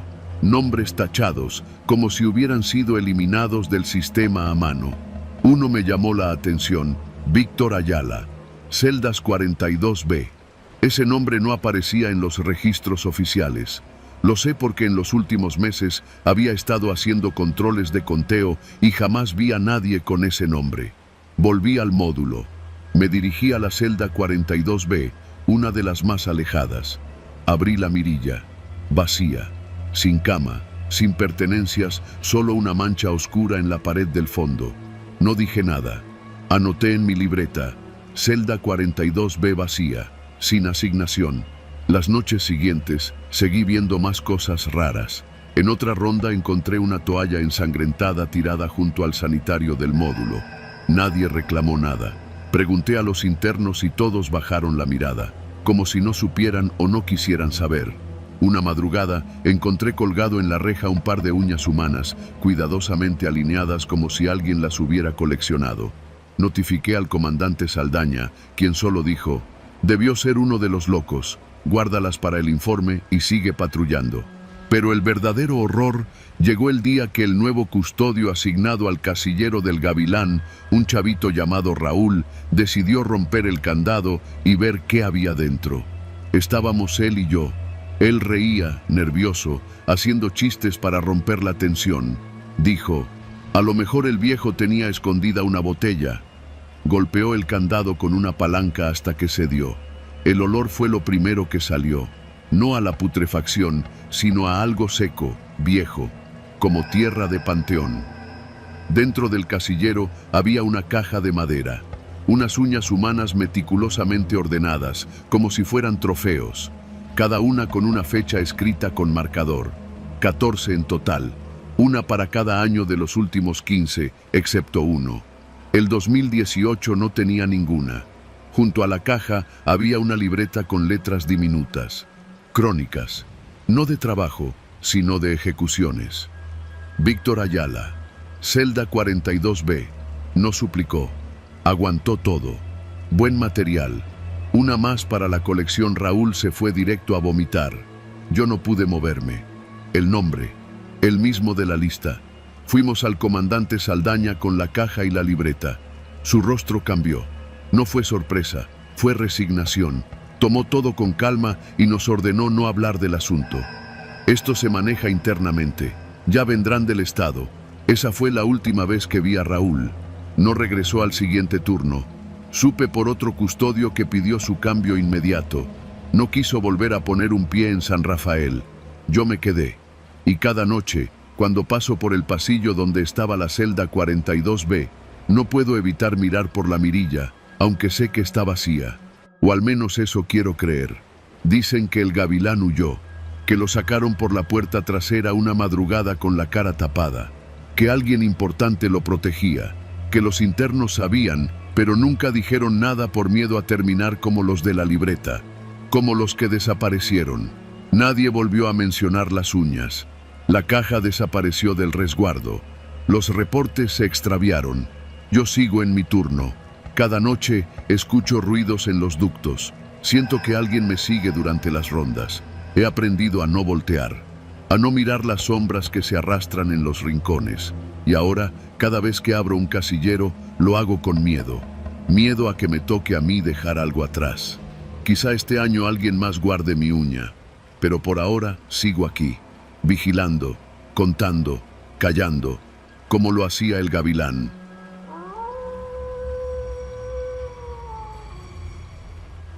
Nunca imaginé que terminaría aquí adentro, y menos por algo que ni siquiera hice. Mi nombre es Elías Mendoza, y hace 3 años me encerraron en el penal de San Juan del Rincón, en el Estado de México. No voy a decir que era un santo, pero tampoco era un asesino. Robé autopartes, sí. Me cacharon una vez con un lote de computadoras para camionetas y eso bastó. 5 años, sin chance de reducción. Pero esta historia no se trata de mi condena. Esto va más allá. Comenzó cuando llegó un tipo nuevo al módulo 5. Le decían el licenciado. Nadie sabía su nombre real. Lo curioso era que él nunca se presentó como preso. Desde el primer día se comportó como si fuera parte del personal del penal. Traje barato pero bien planchado, lentes de aumento, siempre con un portapapeles en la mano. Parecía salido de una oficina de gobierno, no de un juzgado penal. Yo trabajaba en la biblioteca del módulo, que en realidad era una bodega con estantes viejos y libros rotos. El licenciado empezó a pasar seguido por ahí. Se sentaba en una de las sillas de plástico y sacaba su maletín. Llevaba expedientes, copias de sentencias, solicitudes de amparo, todo perfectamente ordenado. En un par de semanas ya tenía fila de internos que iban a verlo. A algunos los atendía entre libros, a otros en la misma celda. Tenía un trato especial, incluso con los custodios. «Ese cabrón no es cualquier interno», me dijo un día Julio, otro recluso que trabajaba limpiando oficinas. Hasta lo dejan pasar al área administrativa sin escolta. Al principio pensé que estaba exagerando, pero una tarde lo vi yo mismo, caminando por el pasillo que lleva a la dirección del penal, como si nada. Ni siquiera lo esculcaban. Con el tiempo, me enteré de que el licenciado decía ser abogado. No de los titulados, claro. Decía haber estudiado en la UNAM, pero que por broncas familiares no había terminado. Según él, todo lo que sabía lo había aprendido dentro. Y era cierto que sabía. Los reos empezaron a salir con sus gestiones, uno tras otro. Trámites de preliberación, amparos express, apelaciones ganadas. Era raro, pero real. Yo mismo vi cómo a 2 tipos lo sacaron gracias a sus consejos legales. Pero entonces empezó lo raro. A los pocos días de salir, los reos liberados aparecían muertos. Uno en un barranco cerca de Naucalpan, otro baleado en un terreno baldío rumbo a Chalco, uno más calcinado dentro de un auto en Nezahualcóyotl. Todos con antecedentes, todos recién liberados, todos con el mismo abogado, el licenciado. «No puede ser coincidencia», dijo Julio nervioso. «¿Te imaginas que los esté entregando?»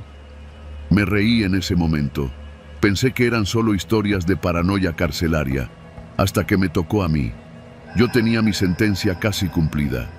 Me faltaba 1 año y medio, pero como ya llevaba buena conducta y tenía trabajo dentro del penal, apliqué para un beneficio de liberación anticipada.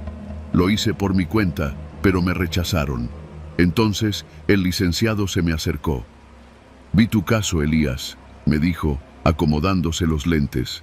«Te metieron más años de los que correspondían. Si quieres, puedo ayudarte».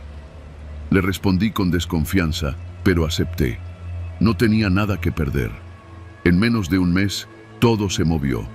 Aparecieron documentos nuevos, oficios con sellos oficiales, incluso una recomendación del área jurídica del penal. Una tarde me mandaron llamar de la dirección. Ahí estaba el subdirector, con cara de pocos amigos, y una carpeta de mi caso. «Tu trámite fue aprobado, sales en 4 días». No lo creía. Salí caminando por la puerta grande, sin mirar atrás. Pero la libertad me duró poco. Desde el primer día sentí que me seguían. Alguien me vigilaba. Lo supe cuando fui a un puesto de tortas cerca del metro Impulsora. Vi un coche gris estacionado del otro lado de la calle. No se movía. A la mañana siguiente, en la fila del banco, el mismo coche, con los vidrios polarizados. Traté de convencerme de que era paranoia, pero al tercer día entraron a mi cuarto. No se robaron nada, solo dejaron una hoja sobre la cama. Era una fotocopia de mi sentencia, con una frase escrita a mano: «Te soltaron, pero no estás libre». El corazón me golpeó el pecho como martillo. Busqué ayuda. Fui al Ministerio Público de la zona, Traté de hablar con un defensor. Nadie me hizo caso. Era un ex convicto. Para ellos, seguro andaba metido en broncas otra vez. La noche siguiente, recibí una llamada. Número oculto. ¿Te sientes cómodo afuera, Mendoza?, dijo una voz grave, pausada. Colgué. Me temblaban las manos. A la mañana siguiente busqué a Julio, quien ya había salido semanas antes. Me dijo que también había sentido que lo seguían. Me mostró fotos que alguien le había mandado a su celular. Eran de él, dormido en su cuarto. Otra, mientras comía en un puesto. Tenía los ojos desorbitados. Yo ya hablé con un primo que me va a mover del país, me dijo. Esto es más grande de lo que crees. Intentamos juntar pistas. ¿Quién era realmente el licenciado? Empezamos a buscar en redes sociales. Ni una foto, ni una referencia. Nadie lo conocía fuera del penal. Preguntamos en un grupo de exreos. Todos tenían la misma historia. Salieron por ayuda de él y después empezaron las amenazas, los seguimientos, el miedo. Una tarde, Julio desapareció. Me llamó 2 horas antes. Estaba en la central camionera, listo para irse a Monterrey. Le dije que me avisara al llegar. Nunca lo hizo. Lo encontraron flotando en un canal de aguas negras, sin identificación. Solo lo reconocieron por los tatuajes. Fue ahí cuando entendí. No era abogado, ni era interno. El licenciado era otra cosa. Un instrumento. Alguien que trabajaba dentro del penal con una doble agenda. Liberaba reos que tenían asuntos pendientes con alguien. Gente que debía dinero, que sabía demasiado o que simplemente estorbaba. Les daba salida legal para que pudieran ser ejecutados sin levantar sospechas. Afuera nadie investiga si un exconvicto aparece muerto. Solo es uno menos. Y yo estaba en esa lista. Me escondí. Cambié de nombre, de ciudad, hasta de acento. Dormía en refugios, en iglesias. No contestaba números desconocidos. No hablaba con nadie más del penal. Pensaba que, con el tiempo, se olvidarían de mí. Pero hace 2 semanas, alguien dejó un sobre bajo la puerta del cuarto donde duermo ahora. Adentro, una hoja. Solo decía, «Tu tiempo se acabó, Mendoza». El licenciado no olvida. No sé cuánto me quede. Pero si estás leyendo esto y alguna vez estuviste en San Juan del Rincón y ese tipo te ayudó a salir, huye. No confíes en nadie, porque el licenciado no es un preso ni un abogado. Es una sentencia con traje, y su firma siempre se cobra.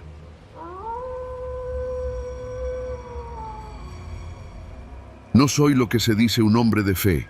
Jamás me interesaron los rezos ni las promesas que los demás hacen en nombre de Dios.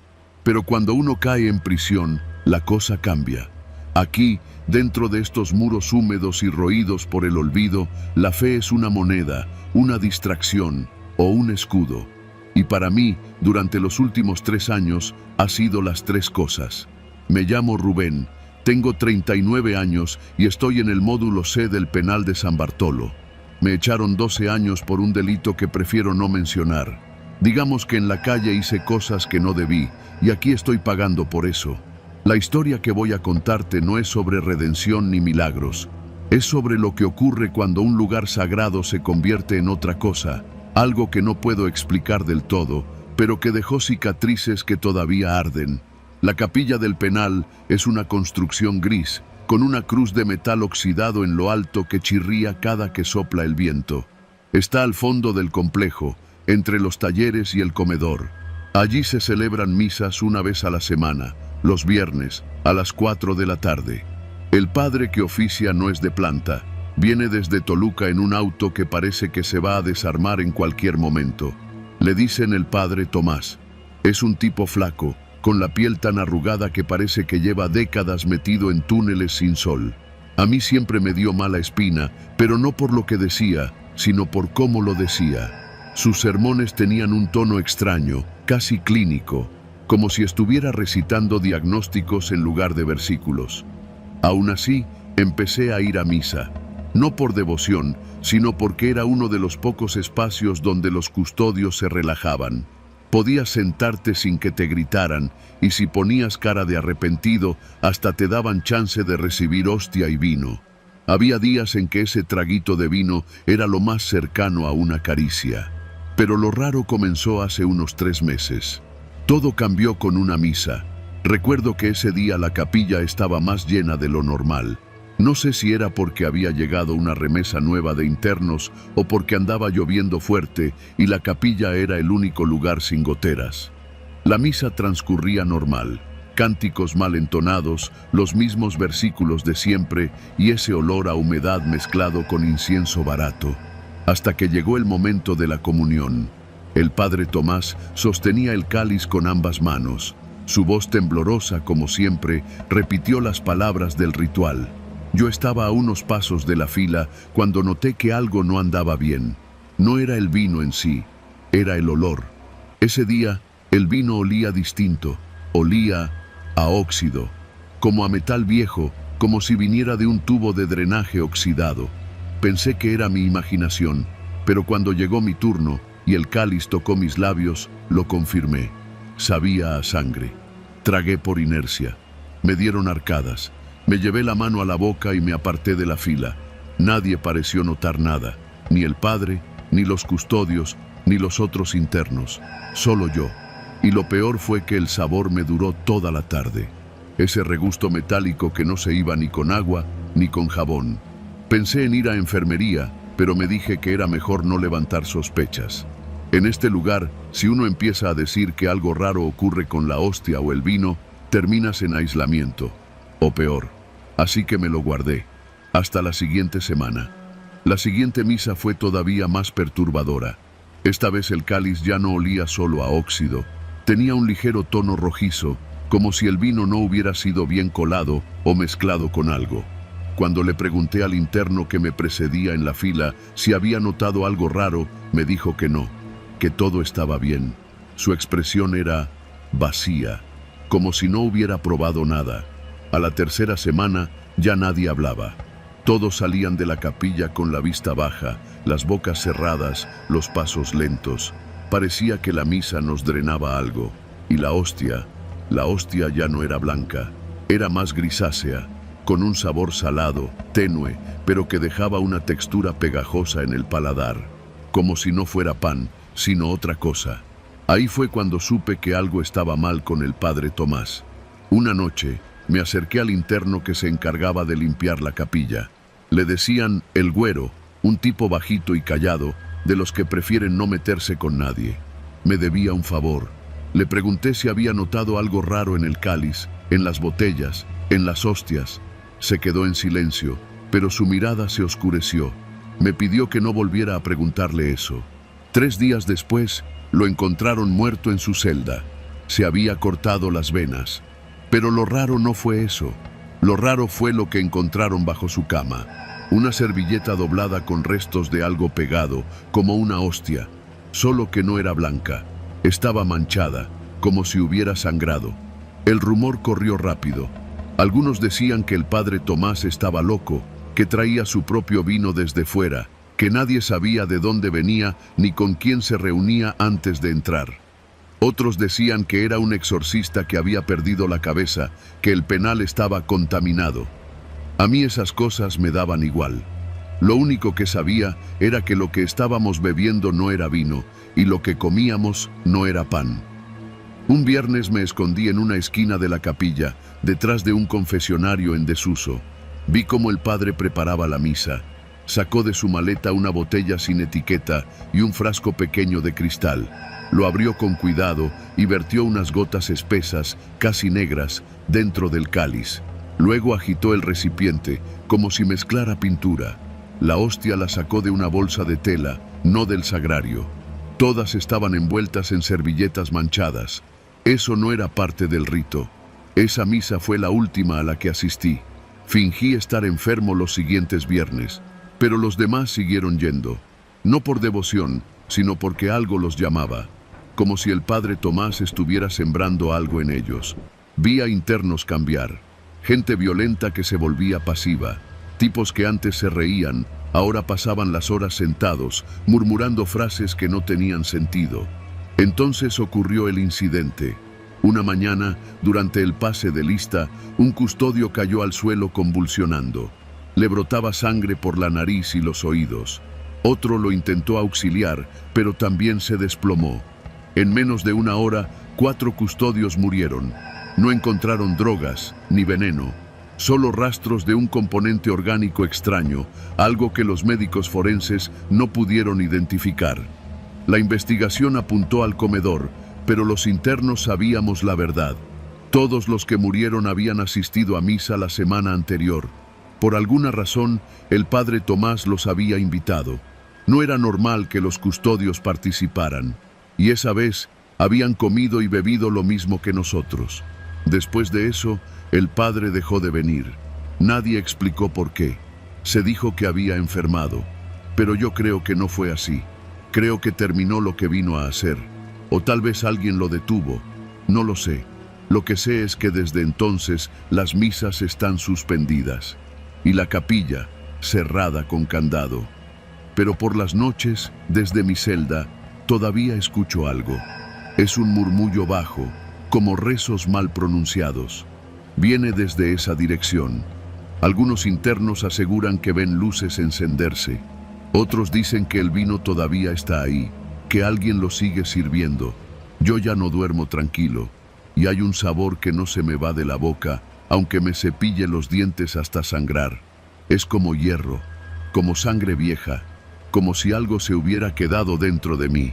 Y no creo en Dios, pero desde aquel día le tengo miedo a la misa.